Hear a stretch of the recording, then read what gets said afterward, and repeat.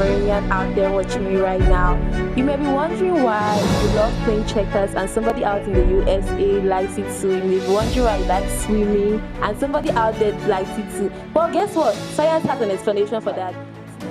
This is a real test of character. She's like, I put the whipped cream, sir. I'm like, I can't see it. You know, I'm scared. I've never had whipped cream before. But I read that, hey, it's less dense than everything. So act for science. We're talking about the principle of universality. Welcoming our very brilliant mind to shed us more light on that. Thank you, Brian. It's another show when we and talk about these ideas, about episodes. You see, the principle of the universality of science is simple. It simply says that, hey, you know what? These facts and concepts that students learn in the classroom are not just important in their end of year exam. The goal should not just be, let's use these concepts and then have A grades in physics or A grades in math. No. The principle of universality of science it describes very beautifully the framework on which our civilization, particularly through the frontiers of science, have been able to progress in the past. And if there's anything I love history so much is that it educates us about how we can advance and prepare the future. So let me share a quick story to demonstrate this. The first ever time I went to a hotel, so after scoring 25 points, I was privileged to meet with the country director of OpenPlay, Mr. Akaba James. He flew in from the US like on Friday. That Friday, I was supposed to meet with him at 4 p.m. on Friday. He flew in that Friday, and so it was scheduled that we were supposed to meet at 4 p.m. So this flight was supposed to have landed before that. But unfortunately, we got some delays. He met me at Hotel Afales at 6 p.m. I was sitting there outside, rooming and everything. He's like, come on, let's go. I'm not kidding. Some people have seen Latinos, I've seen Hispanics, I've seen Germans. And then we're sitting down and then the guy goes, Alan, would you like to order anything from the menu? I'm like, I saw this very big book, pardon this whole story. I saw this very big book, I'm going through it. I'm just really enjoying the delightful pictures of food and stuff. And he told me I could order anything on that book that I'm reading. And it really related to me in like 30 minutes. I'm like, I was naive, stupid, just like every other young Cameroonian, very creative. I'm like, no, sir, I don't know that anything here. I'm like, this is scary. I don't even understand how you did this. How do you eat this? How do you eat that? How do you eat that? I've never seen this. My mom don't do things like this. I'm like, I'm just going to eat what you are eating, sir. He's like, all right, Alan, that's fine. That works for me. And then he orders the food, and then I'm like, I love coffee because the waitress was such a cool girl. She came to me and she was like, what are you going to take, sir? I'm like, I'm just a boy. You call me, sir. I'm a 17-year-old boy. Like, no, we treat you with respect here. I'm like, all right, I'm going to get coffee. Never had coffee before. I've watched so many American movies. People talk about coffee. I'm like, I'm going to have coffee. And then she asked me a very important question. Are you going to get coffee with whipped cream? I'm like, okay. I don't want to show her that I don't know what whipped cream is. I'm like, yeah. So while she's off, I make a quick Google search. I learn about whipped cream. I learn about the density of whipped cream compared to all the density of meats that humans consume. And I learned that whipped cream is less dense compared to every single fluid, every single liquid that humans consume.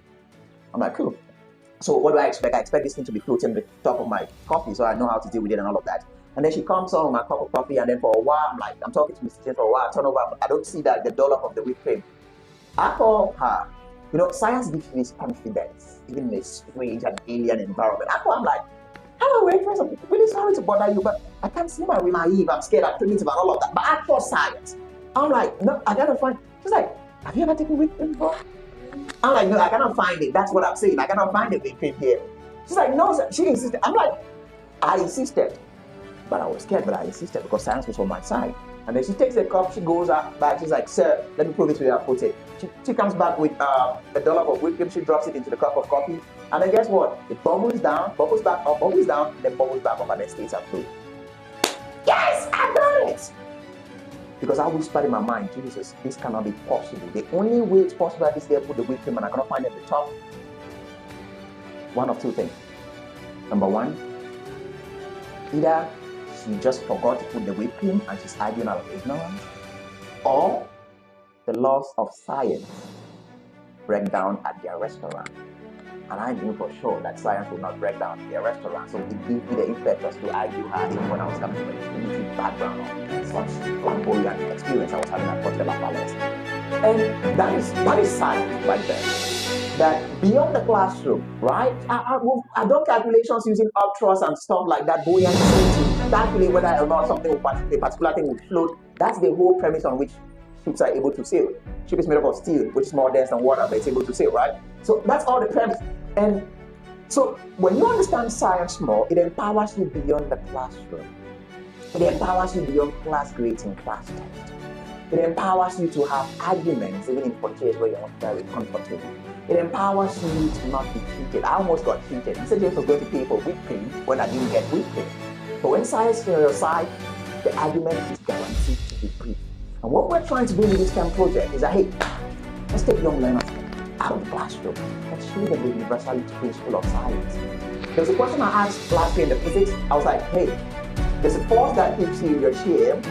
Which of the other forces in the universe? And when I was talking, I cannot like get to the same like cool narrative of the question, but what I was trying to show them or test them was that, you know, gravity is not only responsible for keeping you glued to your chair here on Earth. Gravity is also responsible for keeping the planets moving about their orbits about the sun. It's responsible for keeping the stars moving about their galactic centers. It's responsible in keeping the galaxies in place in the universe. And creates our experience beyond Earth. And that's the universal principle is so powerful because now think about how gravity was introduced. Sorry that I'm making this a little bit. Think about how gravity was introduced. Newton saw an apple falling, right? And he's like, why is it falling? Why is it not falling? Why is it falling? And then gravity was born. But beyond that, that in the 15th century spoke on that had everything going on. So there was no interest in understanding the nature of planets about the all of that, because they thought that was for the gods to understand. Human mind was I feel like in a way of classes before them back in the 15th century. Because the students may realize that they have new conceptual understanding about the education that tests that advances high grades and high praises. It's something we'll also talk about. But I'm concerned with these students really understand scientific concepts in the universe, empower them to apply them to the darkest aspects of the universe, and decipher and understanding the operations of our world. Because we need to understand that, hey, if I put a coin here, the trajectory that the coin will describe, which is what they learn in projectiles, the parabolic path, that's gravity. It's a consequence of gravity. When an apple falls, it's a consequence of gravity. But that's not enough. It's also a consequence at the universal scale.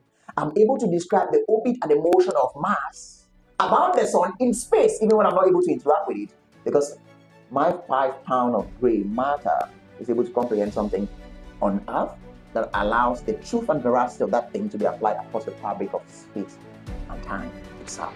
And that, my dear friend, is the universality principle of science. There you go, guys. Science is not a subject. Science is basically a language that gives us confidence and understanding of everything around us. So today I dare you to question the world around you, to question nature, and no other way to do it than taking the STEM exam next month. See you there, guys. Bye.